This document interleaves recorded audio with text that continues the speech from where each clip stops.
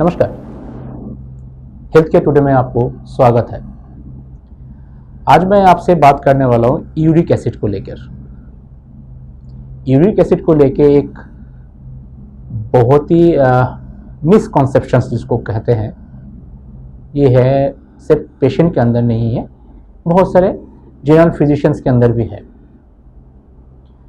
साधारण इंसान समझते हैं कि कोई भी पैर का दर्द हो, कुछ हो, जोड़ का दर्द हो, इसके पीछे यूरिक एसिड का कारण बहुत जबरदस्त होगा। जानते सच्चाई क्या है?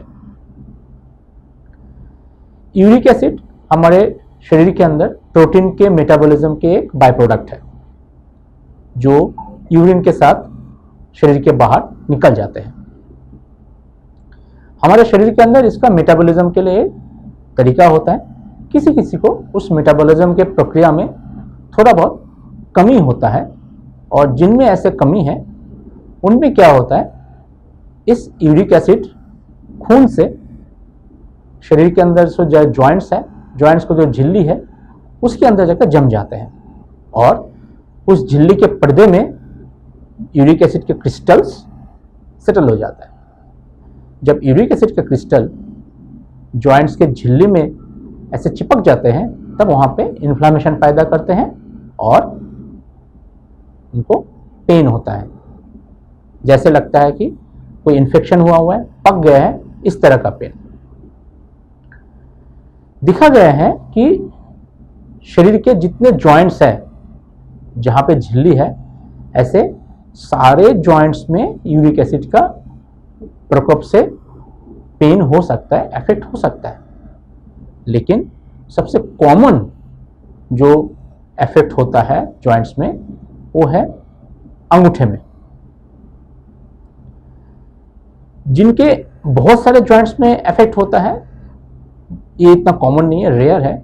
यूजुअली जिनको यूरिक एसिड के मेटाबॉलिज्म में बहुत ही ज़्यादा कोई डिस्टर्बेंस हो, एब्नॉर्मलिटी हो, बहुत ज़्यादा एब्नॉर्मलिटी हो, उन्हीं में ऐसा स्थिति पैदा हो सकता है।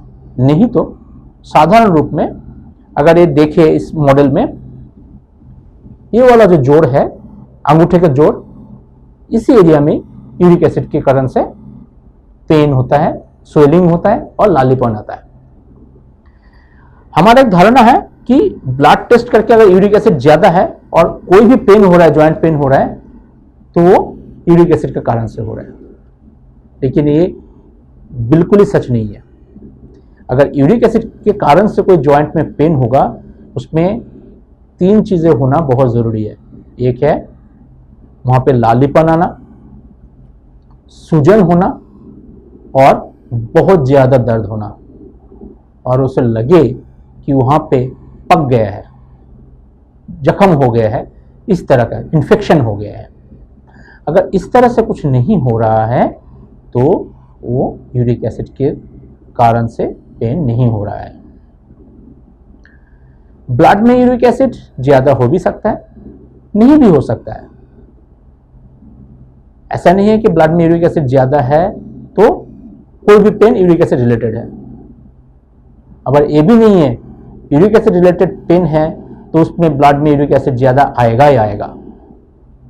बेसिकली बॉडी के एक मेटाबॉलिज्म सिस्टम है जो यूरिक एसिड को बॉडी फ्लूइड से बाहर निकल नहीं पाते हैं, और यूरिक एसिड के जो सारे सॉल्ट है वो अनडिजॉल्व क्रिस्टल्स में चेंज हो जाता है और टिश्यू में चिपक जाता है। यही है कारण यूरिक एसिड के दौरान जॉइंट पेन होने का। अगर आपका एड़ी में दर्द है, हिल के पीछे दर्द है, और कोई कहीं पे दर्द है, आपने ब्लड टेस्ट कर लिया और यूरिक एसिड ज़्यादा है, इसका मतलब नहीं है कि आपका यूरिक एसिड के दौरान पेन हो रहा है, और आपको यूरिक एसिड के लिए रेगुलर दवाई खाने का भी ज़रूरत नहीं है। जो यूरिक एसिड रिलेटेड दवाई है वो सिर्फ दोनों ही टाइम पे देना होता है। अगर एक्यूट गाउट हो उस टाइम पे, और नहीं तो जिसका रिनल फेलियर है, जिसका किडनी फंक्शन नहीं कर रहा है, क्रॉनिक डिजीज है, और उनका यूरिक एसिड सही ढंग से बॉडी से बाहर निकल नहीं पा रहा है, उन्हीं को यूरिक एसिड की दवाई देने का ज़रूरत है। नहीं तो यूरिक एसिड की दवाई सिर्फ ब्लड में यूरिक एसिड ज़्यादा है इसी कारण से दवाई खाना है, ये बिल्कुल ही गलत है। मैं आशा रखता हूँ कि आज के मेरा ये वीडियो यूरिक एसिड रिलेटेड आपके जो मिसबिलीव है, जो शंका है, उसको काफ़ी हद तक दूर करने में सहायक होगा।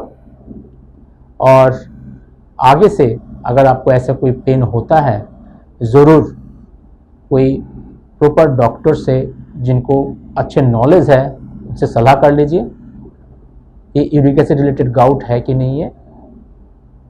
अननेसेसरीली लंबे समय तक यूरिक एसिड की दवाई नहीं खाना।